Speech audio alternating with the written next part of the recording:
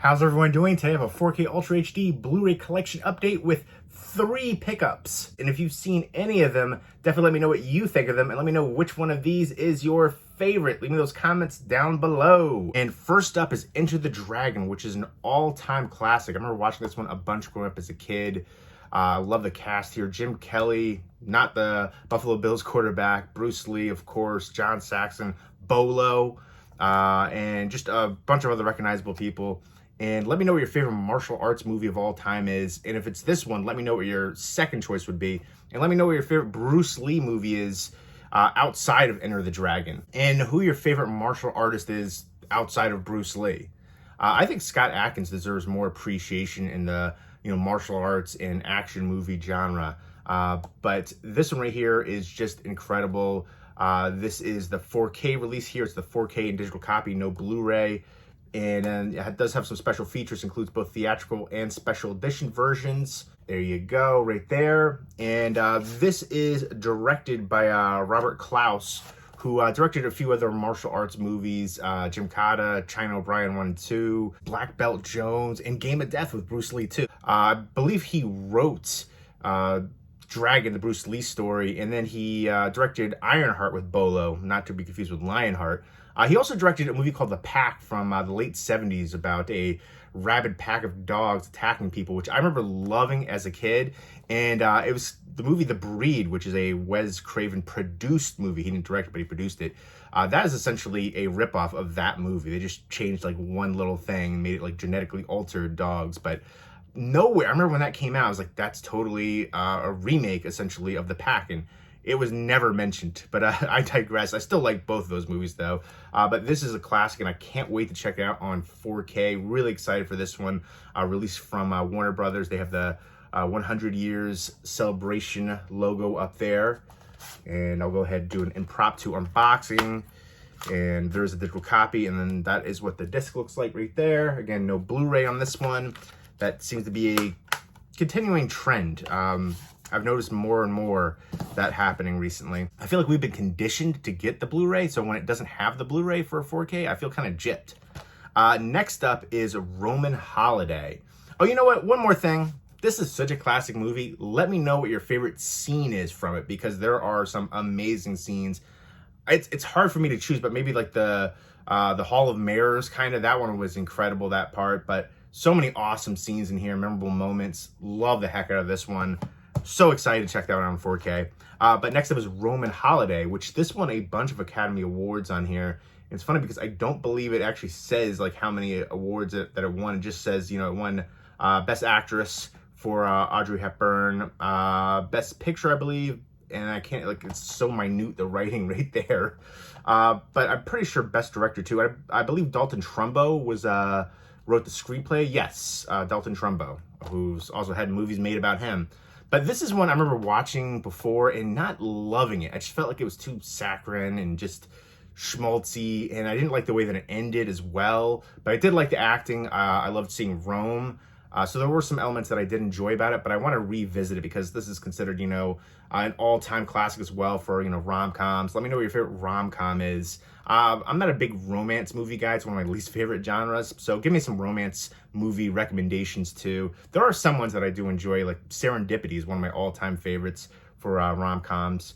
But from what I remember, Gregory Peck is a news reporter, and he's, doing a story on this princess right here, and she wants to kind of like get out of being like watched over, and so they end up hanging out, and he shows her Rome essentially, and there is a budding romance, and they fall in love. And I thought it was interesting too, because I remember reading about Gregory Peck. He was like depressed when going into this film because he just got divorced.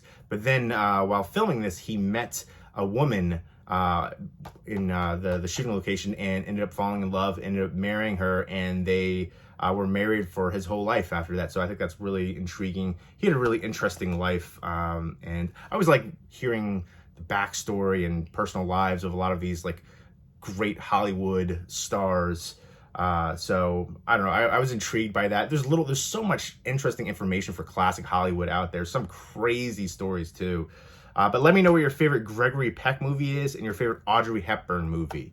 Audrey Hepburn, just classic beauty. I don't know, I think I remember reading like she was in the lineage of some like royal family or something like that. I remember I watched a documentary, I read some article about her, and I believe maybe both of those talked about that. But this is directed by William Wyler, who directed the Ben-Hur classic, which is a remake with Charlton Heston. That was all-time classic as well. Funny Girl. He directed Big Country with Gregory Peck too. A few other ones that I remember were really good from back in the day, but just a classic right here too, Golden Age Hollywood. And looking forward to seeing this one in 4K. It's funny because I picked up the Paramount Presents Blu-ray like special edition line that they have. I love that Paramount Presents line. Beautiful like collector's edition release. And it's funny, I picked that one up and then like right afterwards this was announced. So I do love that design so much. I wish they would do that design for their 4Ks too. Because, you know, they have like the gatefold slipcover with the original poster artwork, interior artwork, just beautiful release for physical media fans. I'll go ahead and do an impromptu unboxing for this one as well. This one does have the Blu-ray. And then you do have special features right there as well. So I appreciate that for movies that I enjoy. I like checking out the special features. And sometimes even for movies that I don't enjoy, out of curiosity's sake, I'll check out the special features and appreciate like the making of more than the movie itself. Next up is Fast X, which was sent over from Universal for review purposes. I haven't checked this one out yet. Fast 9, I hated. I couldn't even finish the movie, in fact. It was so absurd. There's like the scene where the car gets like caught on a wire and does like this giant like jump and like swings around. And I was like, you can only suspend disbelief so much. You just can't get over so many of the things that happen in that movie. And then, you know, John Cena in there too, and the connection with that, and just, it's just, certain franchises need to end, in my opinion. Like even Scream, the last Scream movie was just, come on, beating a dead horse at this point. Like how many times can we see just so many ridiculous things happen, and then the plot points, you just want to laugh at it. And then, you know, they're talking about, you know, nobody's safe, but they never end up like killing all these different characters that people get stabbed, shot, like all these different things, and they still live. Like, come on. The same thing with this too. And, you know, I feel like the same way with the John Wick movies. I'm not the biggest fan of that franchise overall. He gets shot out 80 million times and he's unscathed. Come on. But yeah, this one's just over the top action overload. I haven't seen this one yet, but I'm going to give it a fair chance. Jason Momoa's in here. Jason Statham's probably my favorite of the cast.